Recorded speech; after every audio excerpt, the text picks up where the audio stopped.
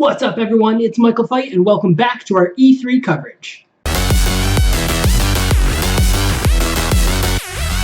So guys, E3 is coming to a close, and we're going to do a very, very brief wrap-up. I'm going to do kind of what I can. There's a lot here, so I've written down a lot of notes. You're going to see me referencing them throughout. But let's start right off the bat. So right off the bat, Bethesda started the weekend over, and I think it was on Saturday. They announced Dishonored 2, which you've seen. If you're any interested in video games, you've seen a million trailers for it already. There's going to be an Elder Scrolls card game called Elder Scrolls Legends, which I thought was really weird. It was kind of one of those things that, like, hey, what's something that nobody wants? And they're like, Elder Scrolls card game. Yeah, let's push it out. It's really crazy. Fallout 4 is coming to VR. Like, that's pretty insane. Fallout 4 will take you to Nuka World and let you build your own vault. ESO has the Dark Brotherhood expansion that's coming out, which is pretty cool.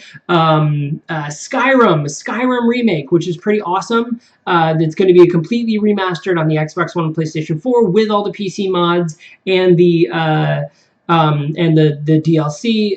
However, don't expect your Macho Man Randy Savage instead of the dragons, which is pretty big. But something that I thought was really interesting is that Todd Howard from the Elder Scrolls team actually announced that there will in fact be another Elder Scrolls 6, the carry on to like Morrowind, Oblivion, and Skyrim, but just we don't know when, which is going to be pretty cool. And they started off with a big take of Quake Champions, something that's coming back that has been gone for a really long time and nobody expected. It was really, really cool. All right, we're going to move on to EA. So EA showed us Battlefield 1. Pretty freaking cool. You get zip lines, dynamic weather. If you guys haven't checked out the trailer, check it out. It looks really, really cool. Myself, I'm not a really big Battlefield fan, but for people that are into the franchise, you're going to be pretty impressed if you haven't already checked it out. Tons of new Star Wars things. Oh my goodness. So there is going to be a Battlefront 2, which I guess would kind of be a Battlefront 3.5 or 4.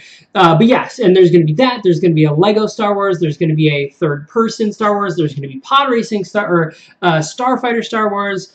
Lego Star Wars, I think I already said that. Like tons and tons of Star Wars games coming out, including a third-person RPG, which has yet to be announced or anything, but it's in development. It's going to be really, really cool. Titanfall 2. Oh my god, Titanfall was such a great game. And they announced and showed more footage for Titanfall 2. In fact, the trailer leaked about a week before, but there will be, in fact, a single multiplayer, a single campaign, a storyline campaign, which is going to be pretty cool. So single player, and then of course all your cool multiplayer. Check out the trailer for that one as well.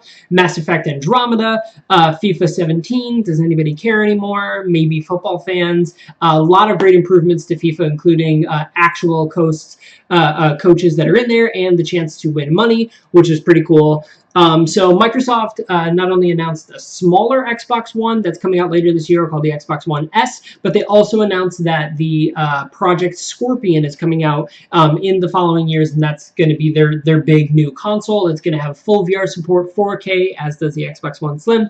And crazy amounts of space, 6 teraflops worth of processing power. If you don't think that's impressive, Google search what a teraflop is, and you're going to be like, fuck, that's impressive. Gears of War 4. So they announced Gears of War 4. Really, really cool. A lot of cool things to it. Forza, another one of those games that just kind of comes out, and people are like, why is this a game? But Forza is coming out, so if you're into that, that's cool. Final Fantasy 15 showed a really cool boss fight, and also mentioned that it's going to have VR support as well. One of those weird ones you're like, oh, that's kind of cool, which is pretty nice. So there's a tribute to BioShock. Let me think. Halo Wars 2. A lot of cool things that's coming out. Microsoft was kind of on the low end, in my opinion, but and then the one that everybody on the internet is declaring as the clear winner, Sony. So Sony's was pretty freaking fantastic. I have to say Sony's announcement was amazing. Not only did they have a live orchestra, but Hideo Kojima's new game Death Stranding debuted, and it has a very naked Norman Reedus. Now, they did mention, Kojima did mention later on that this is, in fact, just a test, that this is not actual game footage. This was really just a, hey, look how cool my studio is now that I got fired from Konami because they're a bunch of idiots, and I'm fucking a genius! So it's pretty cool. Also, they mentioned Resident Evil 7, which has a demo available now if you're on PS Plus, so go ahead and grab that.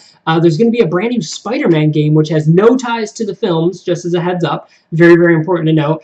Crash Bandicoot's coming out. Guys, I know I'm going super fast. I'm sorry, but there's just so much information. Horizon Zero Dawn, a lot of new footage. Guys, this game looks absolutely fantastic. Definitely take a look.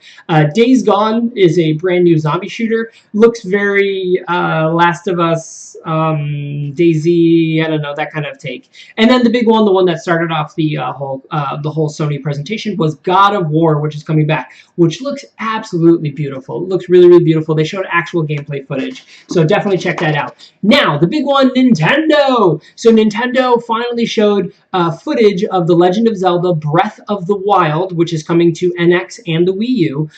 So one thing that they mentioned is that it is an open world Zelda that reflects more of the original Zelda, where you can kind of go to things in any order you want, but there is an overarching story, and there is a lot of throwbacks to the original, but I have to say it does look very more Wind Waker, Skyward Sword-esque.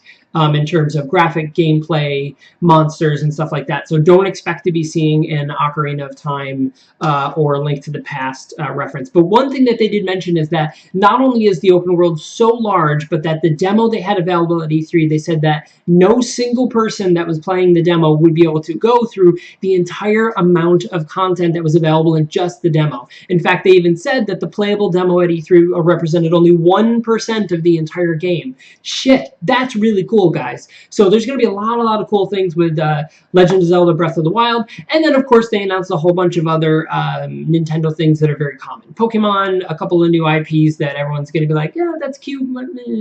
So Ubisoft was Ubisoft. So they announced a brand new South Park: The Fractured But Whole. It's going to have some more content to it, and then of course if you pre-order that, you get the Stick of Truth, which is cool. So they opened their presentation with Just Dance 2017, another one of those games like Forza and FIFA where you're like, oh yeah, this just is like a standard. It just exists. It's just one of those games that you're like, oh, I got it for free, but I've never actually played it. So The Division is actually getting a survival mode, and there's going to be more content coming to the Division throughout the year, which is pretty cool for all you Division fans. Lots of new stuff coming out for you for this year before they start, I would say, breaking into the Division 2. Star Trek Bridge Crew is a real-life simulator that's going to be focused on VR, and that's another one that's not going to be based in the movies. That way it's a very open kind of world, and it's not restricted by any storylines. So Watch Dogs 2 was announced, which they're basically like, guys, give us another chance. Watch Dogs had a really cool idea, just not quite sure about the original execution, but you never know. Like, we'll try out the demo of Watch Dogs 2. Could be cool, because the game itself had a lot of potential, kind of like Titanfall. It was really great at first, and then after a while you're kind of like, it's just a little messed up, like I'm dying too easy, everything's weird, I'm over it. And that's the thing, games got to get hit hard right out of the bat, otherwise people lose interest fast. The other thing was For Honor. This is another really cool one. That one's coming out on Valentine's Day next year. So if your loved one is super into Vikings massacring each other, fucking get For Honor. I know I will. But yeah, it's going to be really cool. There's a lot of cool things. So other than that, nothing else was really spectacular, that came out. But a lot of the Nintendo one, the Sony one, I would say God of War. To me, God of War, Skyrim Remaster, Hideo Kojima, which is the big win, and Legend of Zelda was probably the most talked about throughout the entire weekend. And I would say, of all the things, Legend of Zelda Breath of the Wild is probably the most talked about thing of all of E3. So that's it, guys. I hope I didn't blow your brains out. I know there wasn't a lot of graphics, but that's because there was so much information and not enough jokes. But that's all. I'll see you guys again next week. Bye!